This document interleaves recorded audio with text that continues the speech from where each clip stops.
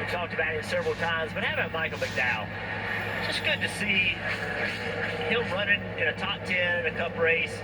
Michael McDowell puts a lot of effort, tries really hard, really good road racer. We see him having a good, solid day. You know what, mate?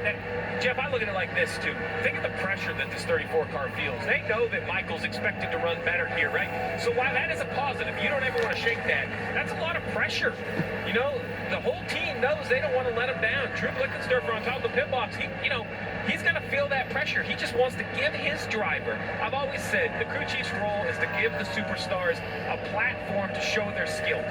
That's what Drew did today. He gave Michael McDowell a car for him to go out there and show the world that his driver has the skill to run up front in these races. When we talked to the 35-year-old from Glendale, Arizona, he made the comment, his expectations are high this weekend. So it's not just the team or everybody else.